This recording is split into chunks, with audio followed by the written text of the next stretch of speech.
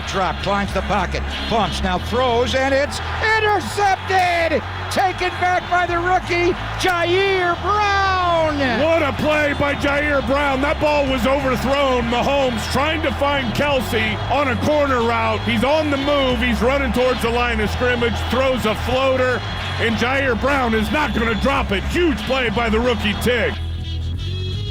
Not a rookie anymore. Second-year safety out of Penn State, and it is great to get to the defensive side. We just had Kyle Juszczyk and Christian McCaffrey on the show from 49ers training camp. It's Pop and Lund. Let's get to the defensive side where they dominated today, apparently. Let's get it from Ji'Ayir Brown. He joins us courtesy of the guest line live from training camp. How are you, man? I'm doing great, fellas. Nice to be here. So, we're not keeping camp stats or anything, but those who were out there said 3 interceptions by the defense. We're going to have Fred Warner on later. Fred got one, apparently. Demo got one. There was another one. George Odom got one. So you guys a little dominant today or what? The ball is everything, man. The ball is everything. Coach preach it. We go out there and we execute it. So tell me about Nick Sorensen. That's where it's coming from, the ball father, and you guys were tied for the league in interceptions, and a lot of them were in the secondary. Just talk about your group, because now, right now you're trending like you may start for this defense, Ji'Ayir. What is the transformation, Nick Sorensen, to be your coordinator? What has that meant for you? I don't think much has changed. The chemistry on the defense is the same. The goals are the same. The approach is the same. Every day we come in here with the right mindset, and we're ready to go get it. So Nick knows our defense. He's been around it, and he just continue to preach that mindset, man, continue to get us going. So nothing has changed with Nick going, man. We still same goal, same mindset. Ji'Ayir Brown's joining us. What's the difference between coming in as a rookie and just absorbing all this stuff versus coming in now as a second-year guy? Oh, man, it's a complete difference, man. I feel like as a rookie, you're still trying to get things down, still trying to do your job in the defense and just, not mess up. As a second-year guy, you're trying to, be more advanced, communicate, talk throughout the play, make sure the guys around you are comfortable, So my leadership skills in this second year, my approach to being a leader, is a lot different than sitting back, and letting Fred do most of the work. I'm trying to be that second leader on the defense and command the back end while Fred commands the front seven. With T-Gip gone, Talanoa hurt, you got George Odom back there. The young guy Mustafa's mixing in as well. So what you're saying is you're kind of calling the defense from the secondary, or does George do that? How does that work? You're a young guy, Ji'Ayir. No, we all play our part in calling the defense. Whoever the safeties is out there, whether it's me and Huff, whether it's me and Odom, Mustafa, whoever's out there. If you're out on the field, that's your job to command the secondary. Fred's going to command the D-line. He's going to command the linebackers. And whoever the safety's out there, you got to have a vocal voice to tell the corners and the other safeties what's going on.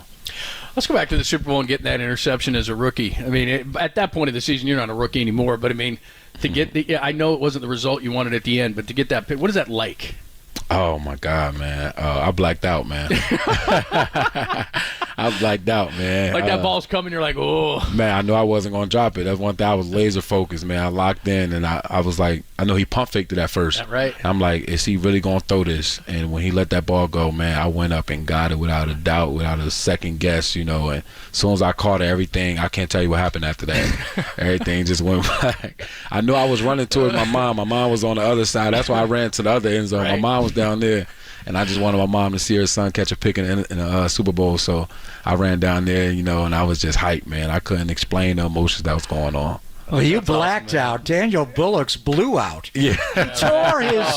He tore his Achilles on that play. How the hell that? He stole the boot. Hey, I seen it on film, man. You can see the whole thing, how he tore it and everything on film, man. And he went to jumping up, and the next thing you know, he was hopping around the sideline. It was crazy, though, man. Everybody was super excited, man. It was definitely a turning point in the game, we thought things were going to go the other way. Yeah, absolutely. Ji'Ayir Brown is here, second-year safety for the 49ers. Pop and Lund, as we're live from training camp. So that's secondary. You got a couple of really nice corners. You got yourself. Maybe it's going to be Huff, whoever is going to be back there with you. And then you got a guy like Renardo Green back there. How good, as you're looking at this secondary, how good can you guys be? Man, we can be great. We can be great. I think we can be one of the best secondaries to come through here, honestly. Renardo Green come in, and his man coverage is outstanding. His ability to pick up concepts. Mustafa the same way. His ability to pick up concepts, ability to pick up the play. These guys learned the plays, as soon as they came from rookie minicamp, they had this thing like they going. So the sky's the limit for the secondary, man. It's all about how much work we put in, the little details we follow, and executing down the stretch. Fred Warner's walking in the room right off the field with the helmet on, so we'll ask you a couple more, and I'll pull Fred. He could jump in as well. Take me back to the Tampa game. You know, obviously Talanoa gets hurt. They went right at you initially, and you made some big plays, but then you had to pick on Baker. I mean, from that moment on, you were live. Just tell me about that. All of a sudden, you're in the game. They're going at you, and you came through with 3 big plays in that game. Man, you know it's so crazy that that Fred walked in here the night before the game. Me and Fred were chilling, man, and you know, getting some body work done. And you know, I haven't played all season, and I'm just, you know, watching film and stuff. And Fred like, man, stay ready. You know, you never know when it's your time. And next day, you know, God forbid that Huff went down.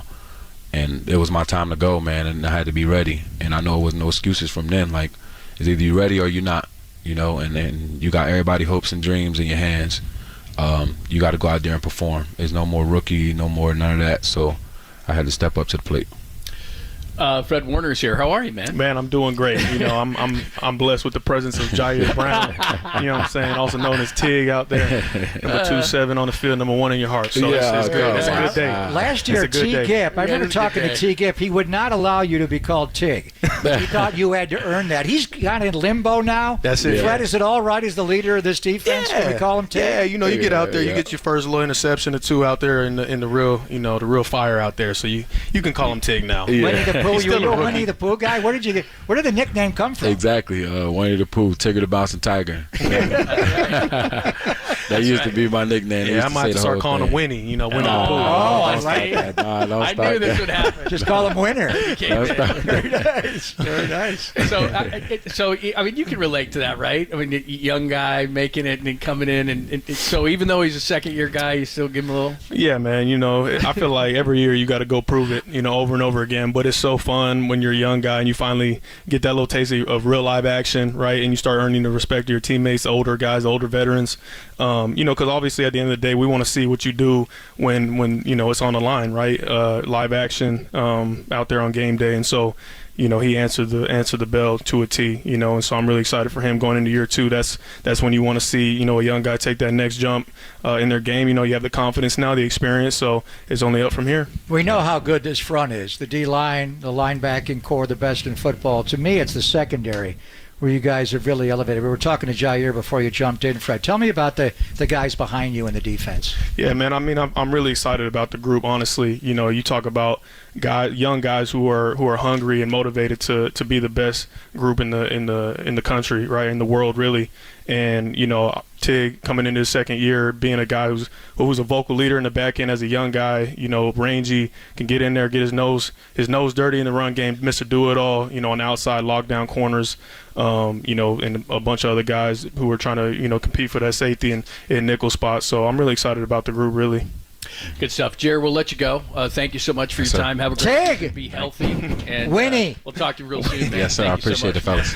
So we're in the toddler room Fred here, Warner Fred Warner. You're going to be here a lot, Daddy, huh? Yeah, we'll see, man. We'll see. How's fatherhood treating you? It's amazing. It's amazing. I can't speak to it enough, really. Just those small moments I get with him now. It's a busy training camp, you know, so I don't get to see him too much, but it's such a huge blessing. Me and my wife have been over the moon about it, and just seeing him every single day, just getting bigger and you know, more aware every day is amazing. Yeah, that's good stuff. We were just talking to Jer about, he was saying he wants to be the leader of the back end. You're the leader of the front end. What does it take from a leadership standpoint? It's not just given to somebody. I mean, the way you are is just kind of taking that leadership. Bosa leads differently. How does that work, the dynamic of a team and leadership like that? Yeah, I mean, at the end of the day, you know, you earn leadership a variety of ways, but I think number one is you got to lead by example, and you got to be a playmaker on the field. You know, you got to be a guy that guys can rely on to you know, be at the top of their game. And then from there, it's all about character. It's about the way that you approach every single day. You know, how do you coming in, being consistent, you know, caring about your teammates, and, you know, just doing things the right way. And I think, obviously, Ji'Ayir has all the things that you want in a player to be able to lead that group. And, obviously, he's young, but that doesn't mean anything. You know, you follow guys who just do things the right way, right? And I think he's doing a great job. You had a big pick in the Super Bowl, as you did against Patrick Mahomes a few years ago. We were talking about on that play, Daniel Bullock's, the secondary coach, tore his Achilles. The chilling moment of that game, and there were many, obviously, was Dre going down. I know that's your running mate. So it sounds like he'll begin the year on PUP, maybe miss the first 4. But tell me about Devondre Campbell. He's a guy we've seen many times with Green Bay and throughout the years, and you took an all-pro spot away from you a few years ago. Is that likely the way it's going to go? I know D. Winters is pushing as well, but tell me about Devondre Campbell as a new teammate. Yeah, I love Devondre. I love everything that he's brought to the groups thus far. You talk about a guy who's played at a high level in this league, and you can't take that for granted, whether that was back in 21 or not. I think that speaks to who he is and the type of caliber of player that he is. Right now, seeing the vet and the savvy veteran presence that he brings out there on the field. Obviously, he's a long, rangy player and can make a lot of plays in a lot of different ways. But I love what I'm seeing out of him. And obviously, you talked about a lot of young guys coming in trying to push to leave their mark as well and try and get some burn on the field. Fred Warner is joining us live from training camp, Pop and Lund here on the Sports Leader. So up front, Eric Armstead is gone, and you're bringing some other guys on the inside. How are things different without Eric and with some of these new guys in there? Yeah, Eric obviously was a huge part of what we did, and from a leadership perspective and play. And so, he will be missed. I'm excited for him and his journey over in Jacksonville. But man, I'm so excited about the group we have. I can't speak enough to the guys that we brought onto the team. I don't want to leave anybody out, so I'm not going to name names. But I think we just are so deep at the position on the inside and the outside right now that it doesn't matter if you're the ones, the twos, the threes. It doesn't matter. Like, we're hitting you in waves, and there's a new tenacity, a new level of just motivation, violence, everything we're trying to bring to this defense up front.